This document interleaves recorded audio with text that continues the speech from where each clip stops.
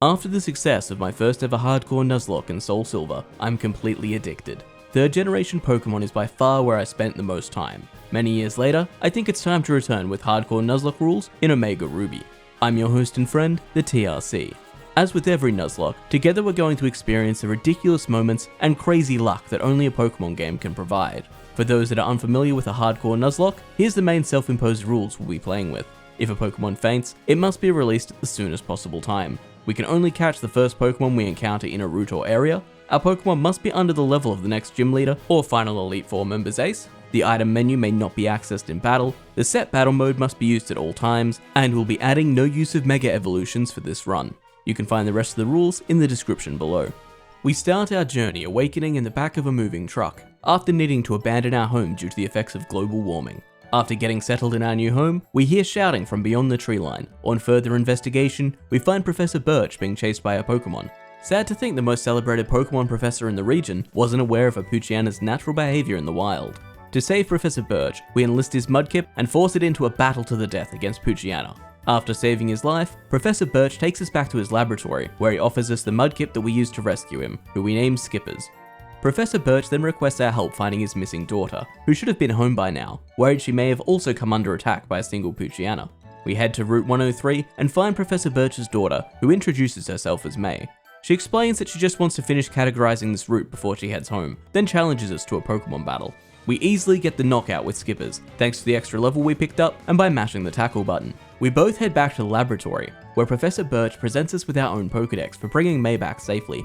May tells us of her plan to explore the region for new Pokemon and thanks us for the battle we had earlier with some Poké Balls. Our Hardcore Nuzlocke of Omega Ruby can officially begin. On Route 101 we encounter and catch a Zigzagoon we name Zuma, and a Wurmple on Route 102 we name Wurmp, which is perfect, because now we're guaranteed a Wingull or Taillow on Route 104 for a flying Pokemon. We then enter Petalburg City and see our father paying more attention to the children there than us, as usual. He immediately doubles down on that sentiment by instructing us to leave and help another child catch their first Pokemon. We get talking with the child, who introduces himself as Wally and explains he's been quite unwell recently and will be going to live with his aunt and uncle in Verdanturf Town. And now that he's caught a Relt, he'll have a friend to bring along with him. We then return to the gym and our father congratulates Wally on the capture of his first Pokemon, then tells us he's happy to continue this conversation, but only once we've collected 4 badges. We then head to Route 104 and encounter a Taillow we catch and name Talon, then a Shroomish in the Petalburg Woods we name Shroom. On our way to Rustboro City, we protect a researcher who is out hunting for Shroomish from a man who tries to steal his documents. The man tells us we should fear him as he's a part of Team Magma, then challenges us to a battle. After defeating the Team Magma Grunt, he reveals that they're also searching for something in Rustboro City, then runs off further into the woods. The researcher thanks us for protecting him and hands over the XP share, an item that will give us immense trouble staying under the level cap. Then we continue on to Rustboro City. In Rustboro City we encounter one of my favorite jokes, this ace trainer who gives you a float stone. Then when you return, he's changed into a hiker who says they're worried they've put on a little weight. On Route 116 we encounter a Whismur we name Maynard and then challenge Roxanne at the Rustboro gym. This battle goes by pretty quickly thanks to Shroom, who manages to knock out Geodude with a couple of Mega Drains, which it only survives thanks to the sturdy ability and a potion from Roxanne. Nose Pass is a little bit more difficult, but with the added damage and recovery from Leech Seed and some poison thanks to Shroom's Effect Spore, the battle goes off without a hitch, and we're only 3 badges away from a full conversation with our father. After the battle, Wurmp evolves into a Beautifly, reaching her final evolution, great for our battle against Brawly at the next gym. After leaving the Rustboro gym, we see a Team Magma member fleeing the city and being chased by the researcher we rescued earlier. We track the Team Magma Grunt to a cave, easily defeating him, and rescue the Wingull he took hostage, returning him to the old man who was outside the cave. When we return the stolen goods, the head of Devon Corporation, Mr. Stone, thanks us for our brave feat of heroics and requests we deliver an important letter to a man named Stephen north of Dewford and deliver some parts to Slateport City. It turns out the Wingull we saved actually belongs to a close friend of Mr. Stone's, who will be more than happy to sail us to Dewford Town to deliver the letter. We meet up with Mr. Bryan, who ferries us to Dewford Town and attempts to break the world water speed record. No, Mr. Bryan, look out! We then escape the wreckage of the ship on a life preserver and finally arrive in Dewford Town. We head north to Granite Cave to deliver the letter to Stephen, but sadly there's a line formed and we're unable to get in. However, we do catch a Zubat we name Zubat, but with 2 flying types already on the team, you'll be living in the box. We ultimately pass the time by challenging Brawly at the Dewford Town gym. Brawly leads with his Machop, which is no match for Talon. Talon nearly scores the knockout with a single wing attack before Machop raises its attack and defense with Bulk Up. Brawly then uses a super potion, delaying the inevitable. The bulk up made a considerable difference to how much damage Talon does with wing attack, but we get a higher roll on the second one for the knockout. Brawly then sends out his Makuhita, which is brought to the tiniest shred of health by a single wing attack. It only goes for bulk up, and with no super potions left, another wing attack gets the knockout for Talon. With our second badge in hand, we head to Granite Cave to deliver the letter to Steven, and luckily the line has disappeared. Upon finding Steven, he regales us with the tale of ancient powerful Pokemon the mural describes. Mr. Bryan has since purchased a new ship and promises he'll behave, and we set sail to Slateport City, where we have a delivery for Captain Stern. Getting word he's at the museum, which seems to be filled with a surprising amount of Team Magma members, we deliver the parts. Team Magma then ambushes us and attempts to steal the parts for themselves. Upon defeating them in battle, Maxi, the leader of Team Magma, introduces himself and reveals that his intention is to stop global warming, and then retreats with his minions. With the Devon parts delivered, we head to Moorville City where we can challenge Watson for our third badge. Our biggest issue currently is the level cap. With Watson's ace being only a level 21 Magneton, we're struggling to keep our Pokemon from over-leveling. On Route 110, we encounter and catch an Electrak we name Striker, getting us some great type coverage with electric moves. Striker gets himself a place on the team, and Maynard is added to the box. As we approach Moorville, we find May continuing her work cataloguing the Pokemon of the Hoenn region. She promptly challenges us to a battle to ensure we're ready for the next gym. We lead with Skippers, who easily takes down May's Slugma with a single Mud Shot. May then sends out her Grovyle, so we quickly pivot into Talon, who tanks the Fury Cutter. Grovyle then uses Pursuit, doing less than half, and Talon responds with a Wing Attack, bringing Grovyle into the yellow. Grovyle then goes for another Fury Cutter, and one more Wing Attack from Talon scores the knockout. May then sends out her final Pokemon, Wailmer. We switch into Shroom, but Wailmer goes for Rollout, not doing a lot of damage on this turn, but I'm concerned as Shroom may take a few turns to knock it out. Shroom manages to continue healing up with Mega Drain to take the incoming rollouts, but gets knocked down to just 8 hit points before managing to get the knockout on Wailmer. That was really close. Upon arriving at Moorville Gym, we encounter Wally and his uncle. Wally challenges us to a Pokemon battle to prove to his uncle he's ready for the gym challenge. We then proceed to wipe the floor with his single Ralts, then encourage him to spend the time training and bonding with his team, rather than rushing to the gym challenge. We then encounter our biggest challenge so far in the run. With all our main Pokemon already at the level cap and ready to overlevel, we still have to get past the gym trainers. We teach Rock Smash to Zuma in an attempt to deal with the Magnemite, and then we'll worry about the Electrak when it comes out. Luckily, Magnemite decides Tackle is its best option, and Zuma manages to get it deep in the red before Magnemite Volt switches into Electrak. With Zuma low on hit points, we take the chance and switch Wurmp into an Odor Sleuth. Wurmp then manages to take down Electrak and Magnemite with some huge luck from the AI's choice of moves and Morning Sun for recovery.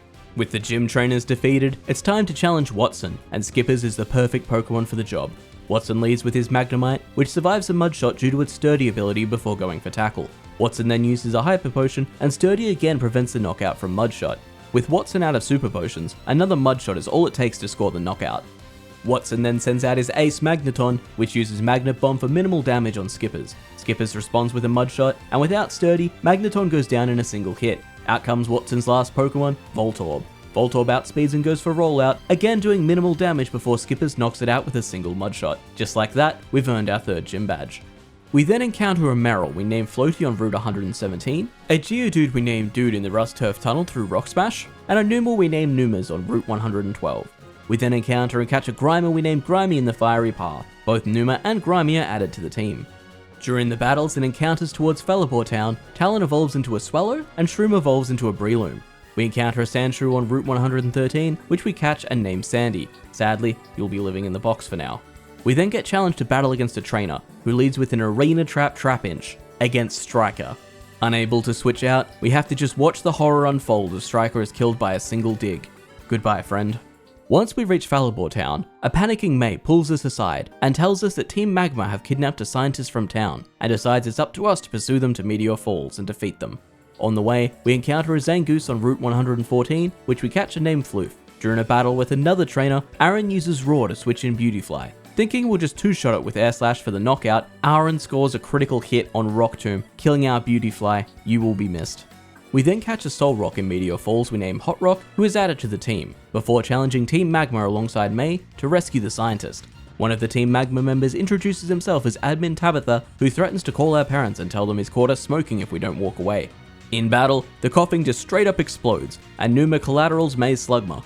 With Numa low on health from the explosion, we switch into Grimy, who tanks the Snarl from Mightyena before scoring the knockout with Sludge. Tabitha then sends out Numel, which is knocked out by a critical Leaf Blade from May's Grovyle. Team Aqua then reveal their existence, and their leader Archie tells us to stay out of it, as they've totally got everything under control by arriving fashionably late to the situation. The Team Magma members then flee to Mount Chimney, and the members of Team Aqua pursue. With the scientists rescued, we head off towards Lava Ridge Town to challenge Flannery for our 4th gym badge. Once we reach the top of the cable car, we witness an all-out battle between Team Aqua and Team Magma. Archie urges us to ignore what he said earlier and to go on ahead to face Maxie. Above the volcano, we face down the Team Magma leader Maxie, who reveals their dastardly plan for stopping the threat of rising seawater levels by permanently removing all water. We attempt to point out the flawed logic, but he instead challenges us to a Pokemon battle. Maxie leads with a Mightyena, and we send out Numa. Numa tanks the Assurance, then manages to get the burn with Lava Plume. Mightyena then uses Swagger, and Numa hits itself in confusion. With Numa's low, we switch into Shroom, who tanks the Snarl and gets the knockout with Mach Punch. Maxie then sends out Golbat, and we switch into Hot Rock, who easily absorbs the Air Cutter. Hot Rock is then hit with Confuse Ray, but breaks through the confusion to get the knockout with 2 Smackdowns. In comes Maxie's illegal Camerupt, and knowing it can't really hurt Hot Rock, we stay in, and it takes it out with 3 Rock Slides. With Maxie defeated, he moves to dastardly Plan B, and retreats with the rest of Team Magma into the distance. With Team Magma defeated, we head to Lava Ridge Town, encountering a Machop we name Muscles in the Jagged Path, who will be joining the others in the box. We then train our team up to the level cap, and challenge Flannery for our 4th gym badge. With Skippers, Hot Rock, and Numa, this should go by easily. We lead with Hot Rock against Flannery's Slugma, and begin stacking Cosmic Power defense increases, as Slugma can't really damage Hot Rock, and goes for Sunny Day. We continue to use Cosmic Power, and Slugma uses Overheat, doing significantly less damage each time. Then Hot Rock takes out Slugma with a single Rock Slide. Flannery then sends out Numel, a Rock Slide from Hot Rock brings it to the red, and Numel uses Sunny Day. Wanting to stall out the Sunny Day, we use a combination of Cosmic Power, Psywave, and Smackdown to eventually knock out Numel. In comes Flannery's ace Torkoal, a Rock Slide takes it below half, and Torkoal only goes for Sunny Day. Another Rock Slide from Hot Rock gets the knockout, and we have our 4th gym badge. We then grind the team up to level 30, to match the ace of our father at the next gym, and May offers to travel back to Petalburg City with us. With our 4th badge, we finally have the chance to challenge our father to a battle, hoping for an entire conversation afterwards. With 2 Slackings, this can be a brutal battle. The plan is to lead with Shroom, who has a super effective Mach Punch and Force Palm, but can also use Leech Seed and Mega Drain for some extra damage and recovery. Norman sends out his first Slacking, and as planned, we lead with Shroom. Shroom sets up the Leech Seed, then is hit with a Retaliate to just above half. Luckily, with Slacking loafing around, Mega Drain combined with Leech Seed brings her back up to full health. A Force Palm from Shrooms brings Slacking to the red, and Slacking just uses Encore, before getting knocked out by the Leech Seed damage. Locked into Force Palm, Shrooms outspeeds Norman's next Pokemon, Vigoroth, for the one-hit knockout. Out comes Norman's last and most deadly Pokemon, the level 30 Slacking. Slacking hits with Chip Away to just below half, but with Shroom still locked into Force Palm, hits back with just over half damage and gets the paralysis. With Slacking loafing around on the next turn, Shroom easily gets the knockout with the second Force Palm.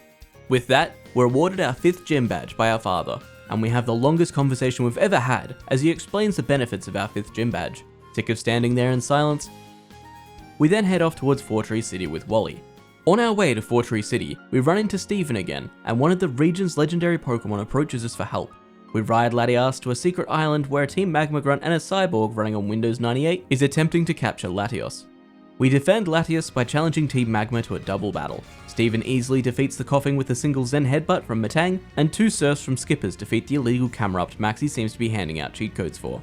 After Team Magma are defeated and flee the island, Latios swears a life debt and assists us in our travels, mostly as a form of transport. On Route 118 we encounter and catch a Pelipper we name Peppy, who is added to the box. On Route 119 we encounter a horde of Oddish and recruit the winner of the Battle Royale and name her Flora. Welcome to the box. We then find Team Magma harassing the scientists at the Weather Institute for information they could easily find online, but admin Tabitha, who we defeated in Meteor Fall, slaps one of the scientists for even suggesting it. Another illegal Camerupt defeated with a combination of Hot Rock and Skippers, and Team Magma are forced to flee again, but not before letting us know they're off to Mount Pyre. We then encounter May, who challenges us to a Pokemon battle on our way to Fortree City. She again leads with her Slugma, who Skippers knocks out with a single Surf. May then sends out Grovyle, so we switch into Talon to tank the incoming Leaf Blade. Talon then strikes and knocks out Grovyle with a single Aerial Ace. Out comes Wailmer, and we switch into Shroom, who should have an easier time now she's evolved into a Breloom. Shroom easily manages to out-heal the damage done by Water Pulse, but gets confused. Luckily, Wailmer goes for rest, and Shroom snaps out of her confusion to knock out Wailmer with a number of Mega Drains, winning us the battle. With Team Magma defeated at the Weather Institute and May defeated, we head off to challenge the gym at Fortress City. When we arrive, an invisible object is blocking our path, so we head on to Route 120 where we encounter and catch a Kecleon we name Keck. We then run into Steven, who gives us some sweet new VR gear, and the new game Kecleon Slayer 2021. Now able to pass the invisible object in front of the gym, we grind our team up to the level cap, and Numa evolves into a fully legal Camerupt. Then, we challenge Winona for our 6th gym badge. Winona leads with Swallow, which hits Numa with an aerial ace for less than half, and is then knocked out by a single rock slide. Out comes Pelipper to counter Numa, so we switch into Grimy, who easily tanks the water pulse. A couple of sludge waves and a critical hit eventually knock out the Pelipper, once it stops using Protect. As expected, Altaria is out next to use Earthquake on Grimy, so we swap into Hot Rock, who has the Levitate ability for the free switch in. Hot Rock then begins stacking Cosmic Power, as Altaria doesn't really have any offensive options against Hot Rock. Hot Rock then goes for Rock Slide, which gets the flinch and brings Altaria to the red. Winona uses a Hyper Potion, but another Rock Slide brings Altaria back to the red, then a Smackdown gets us the knockout. Winona then sends out her last Pokemon, Skarmory. We switch back into Numa, who tanks the Steel Wing and the following aerial ace, getting the knockout with a single Lava Plume. With that, we receive our 6th gym badge. Now that we're past the midpoint in the video, I'd like to introduce our sponsor, me. It would be greatly appreciated if you'd consider leaving a like if you've been enjoying the content. It makes a big difference and is always hugely appreciated. We then head off towards Mount Pyre to thwart Team Magma yet again, but we run into an ace trainer who has a level 36 Melodic in the rain on Route 120. Without Shroom, this actually could have been an entire team wipe. Luckily, with a combination of Leech Seed and Mega Drain, Shroom could out-heal any incoming damage, and after the longest battle I've had in a while, eventually gets the knockout. On our way to the top of Mount Pyre, Skippers evolves into a Swampert, we encounter and catch a Shuppet we name Shup on Route 121, and catch a Duskull we name Skulk in Mount Pyre itself. Once we reach the top of Mount Pyre, Team Magma steals the red orb from the helpless old couple and we battle Windows 98 again, easily knocking out her Camerupt with Skippers. The old couple then warn us that the blue and red orb must never be separated, and request we take the blue orb to reunite with the red orb. After suffering a mild cardiac arrest picking up the blue orb, we're on our way to Slateport City to interrupt a submarine jacking. Sadly, we arrive too late as Team Magma has already commandeered the submarine and is getting ready to depart. We defeat the Team Magma grunts in our way, but Maxie and Tabitha are long gone. But we ascertain they're returning to their secret base in Lilycove City to make some modifications, before mounting their own expedition to the seafloor to awaken an ancient Pokemon. With this knowledge, we assault the secret Team Magma base in Lilycove City, making sure to pick up the Master Ball for later, and saying hello to the Team Magma Regulation Bed Sniffer, creepy. After finally making it to the hidden dock, we again battle Windows 98, as she stalls for time so Maxie and Tabitha can get away before the 10-year-old catches them. With Maxie and Tabitha off to the seafloor to awaken a powerful ancient Pokemon and potentially bring about the end of the world, process must still be followed, and we're not allowed to use Dive until we receive our 7th gym badge. So we head to Moss Deep City. Along the way, we capture a Tentacruel on Route 124 we name Jelly, and a Spheal in the Shoal Cave we name Squircle. With Lisa and Tate coming up, we add Squircle to the party and Grimy finds a new home in the box for now. We then train our team up to level 42 to allow some room for experience gain between our 7th and 8th badge, and Squircle evolves into a Celio. With that, it's time to challenge the Moss Deep City gym. Lisa and Tate send out their only 2 Pokemon, a Solrock and a Lunatone. We answer with Squircle and Skippers. Squircle uses Hail to cancel out the potential incoming Sunny Day, which would result in a 1-turn Solar Beam, and Skippers goes for Surf, which will be resisted by Squircle, but hit hard against both opposing Pokemon. Solrock takes in Sunlight, charging the Solar Beam, Skippers hit Solrock into the red, and Lunatone well below half with a Surf. Lunatone uses Light Screen, raising their resistance to special attacks, and Squircle uses Hail. Kinda wishing I went for a second Surf. With Solrock charging a Solar Beam, assuming it's being used against Skippers for the 4-time super effective hit, we swap into Shroom, who easily tanks it. Lunatone then misses its Hypnosis, and Squircle gets a double knockout with a Surf, earning us our 7th gym badge, permitting us to now use Dive and attempt to save the world. As we exit the gym, we see a strange pillar of light erupt from the sea to the south. Steven then explains that Maxie and Team Magma must have undone the seal, which holds the ancient Pokemon at bay. Steven then gives us some scuba gear and sends us off to do our best to prevent the end of the world. We then catch a Lantern we name Bulb on Route 128, who joins the others in the box, and head to the disturbance. Upon arriving, both Maxie and Archie are standing over the ancient sleeping Pokemon. Archie attempts to reason with Maxie, trying to convince him he needs water to live, but Maxie firmly believes he can live entirely off Mountain Dew. Seeing this argument going nowhere, we challenge Maxie to a battle. Maxie leads with his Mighty Anna, and Shrooms outspeeds and gets a knockout with a single Force Palm. Maxi then sends in his Weezing, so we switch to Hot Rock but get poisoned by the Sludge Bomb on entry. Deciding Weezing can't really do much, we leave in Hot Rock and hit Weezing to below half with a Psychic and tank the double hit. With over half health remaining and knowing Hot Rock outspeeds, we stay in and get the knockout with another Psychic. Maxi then sends out his Crobat, so we switch into Numa, and Crobat locks her in with Mean Look. Crobat then lands in Acrobatics, leaving Numa on just over half health, and Numa then retaliates with Rock Slide, bringing Crobat under half. Crobat then hits Numa down to 17 hit points, but Numa lands the Rock Slide and gets the knockout on Crobat. That was tight. Maxi then sends out his own Camerupt, so we switch into Skippers for the counter. Maxi then Mega Evolves his Camerupt, but it misses its takedown. Skippers then outspeeds and knocks out the Mega Camerupt with a single dive, defeating Maxi. With all the noise going on, Groudon awakens from its slumber, bringing with it the full heat of the sun. Maxi then receives a call from the surface, and they explain that the readings are far above calculations, and not even their supply of Mountain Dew will be enough to save Team Magma. With the burning heat shining down on us, we all travel to the Cave of Origin, where it's decided the 10-year-old is the one who must face down the ancient, powerful beast lurking below. Being a new unexplored area, and knowing what Primal Groudon will do to our team, we lob the Master Ball, catching Groudon and naming it Scales. With the rules we're following, we can't use legendaries in battle, so welcome to the box, Primal Ancient Power. With Groudon captured and its immense power now stored safely within a computer, the sunlight returns to normal and the sky begins to sparkle. Maxi regrets his choices and due to the lack of authorities, decides to punish himself with 30 hours of community service. With the world now safe again, we grind our team up to the level cap and Squircle evolves into a Walrein before we challenge the Pseudopolis Gym for our 8th and final badge. Wallace leads with his Love Disc, who has a base stat total of 330, and 97 of that is speed. It's the perfect Pokemon to set up on. Shroom uses Sword Dance, and Love Disc hits us with a Sweet Kiss, confusing Shroom. Shroom then breaks through Confusion to use a second Sword Dance, and Love Disc hits with a Draining Kiss for basically no damage. Shroom then breaks through Confusion and proceeds to sweep Wallace's entire team with a combination of Seed Bomb and Mach Punch. We've had quite a few of these sweeps throughout Omega Ruby, and I know that the single type gym leader is a tradition, but sometimes I wonder what amazing teams gym leaders could have, if not restricted. This victory earns us our 8th and final gym badge. We then proceed to Victory Road, where we catch a Lairon we name Beefcake, before encountering Wally for our final rival battle. Wally leads with his Altaria, and we send out Hot Rock who misses the Stone Edge, and Altaria raises its defense with Cotton Guard. The second Stone Edge hits, bringing Altaria below half, and Altaria responds with an Aerial Ace, barely scratching Hot Rock, even with a critical hit. Hot Rock lands the second Stone Edge, knocking out Altaria. Wally then sends out Roserade, so we swap into Numa, who is hit with Toxic on entry. We leave in Numa, as Roserade can't really hit for too much damage, but it does get a critical hit on Petal Blizzard, bringing Numa to just above half. Numa then uses Lava Plume, knocking out Roserade with a single attack. In comes Magneton, and with Numa badly poisoned, we switch into Skippers, who tanks the Flash Cannon and retaliates with Earthquake. Magneton survives thanks to its sturdy ability and uses Tri-Attack, leaving Skippers still above half health. With Magneton on a single hit point, Skippers connects with Waterfall for the knockout.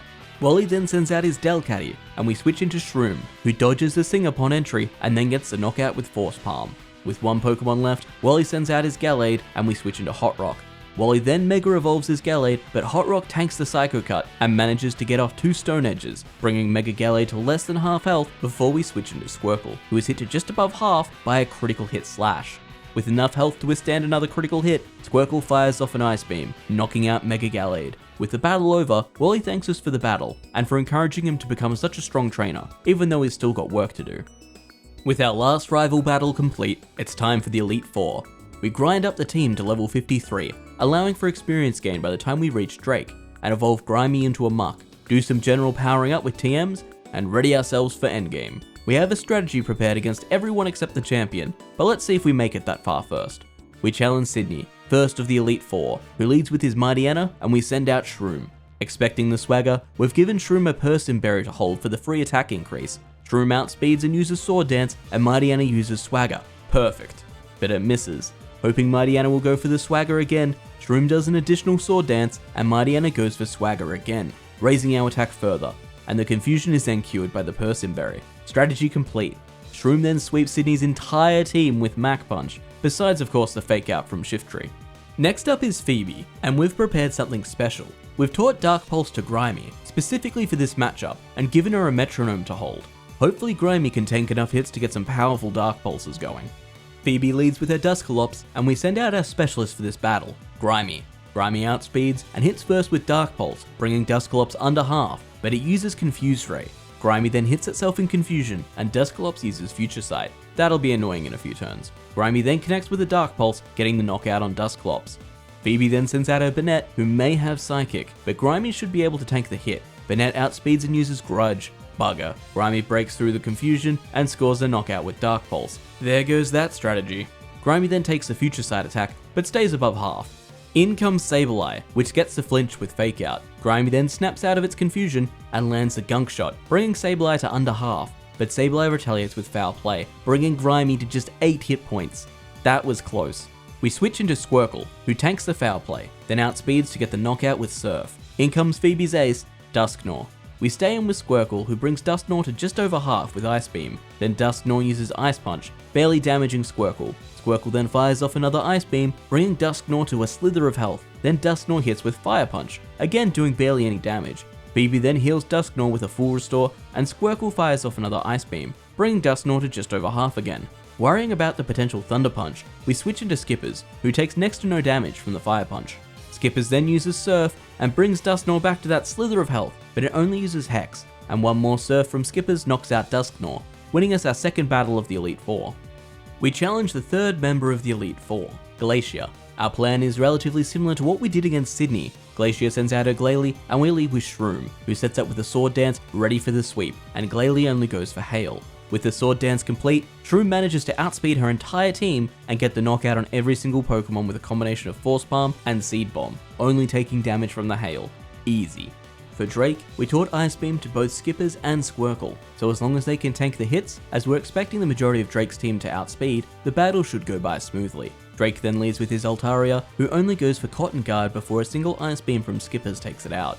In comes the first Flygon, who uses Screech, lowering Skipper's defense before being knocked out by another Ice Beam. Drake then sends out his second Flygon, which manages to confuse Skippers with a Supersonic. Skippers then hits itself in confusion. Not wanting to risk the confusion with the defense drop, we switch into Hot Rock, who is unaffected by the incoming Earthquake. With no real options to switch into against Earthquake, we leave in Hot Rock, who outspeeds and lands a Stone Edge for about 1/3 damage. Flygon retaliates with Dragon Claw, again doing about 1/3 damage. The second Stone Edge from Hot Rock connects, and brings Flygon deep into the yellow. Flygon then uses Supersonic, which confuses Hot Rock. We take this opportunity to switch back into Skippers, who tanks the Dragon Claw to just under half. Hoping Skippers will survive the Earthquake, we go for Ice Beam. The Earthquake brings Skippers to just 17 hit points, but the Ice Beam connects, and we get the knockout on Flygon. Out next is Drake's ace, the level 55 Salamence. With Skippers on such low hit points, we switch into Squircle, hoping her bulk is enough to get off an Ice Beam. Luckily, the Dragon Rush misses on the switch in, but then Salamence connects, bringing Squircle to less than half health in a single hit. With the Dragon Rush survived, Squircle fires off an Ice Beam, getting the 4x super effective knockout on Salamence. Drake then sends out his final Pokemon, Kingdra.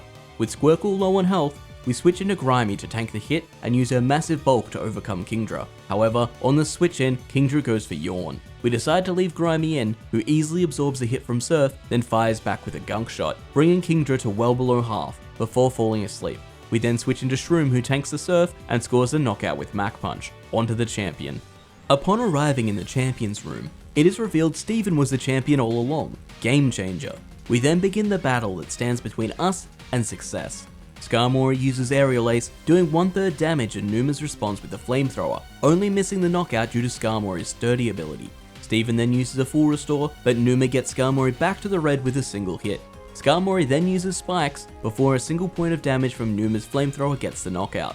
Steven then sends out his Aggron, and we pivot into Hot Rock expecting the Earthquake. We then use the opportunity to switch into Skippers, who resist the Iron Tail to safely enter the battle. A single Surf from Skippers isn't enough to take out Aggron because of its sturdy ability, and it fires back with a critical hit Earthquake, bringing Skippers deep into the yellow. One more Surf is enough to knock out the Aggron however, and Steven sends in his best counter, Cradily. We don't really have much of an answer for Cradily, so we switch into Grimy, who easily tanks the Giga Drain. Grimy then lands the Gunk Shot, bringing Cradily to just over half before being confused with Confuse Ray.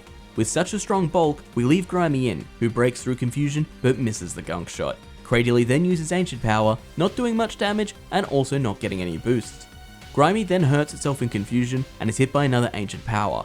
With Grimy low on health and nothing really to switch into, we have to go for it. Grimy then hits itself in confusion and is killed by an Ancient Power from Cradily. Rest peacefully.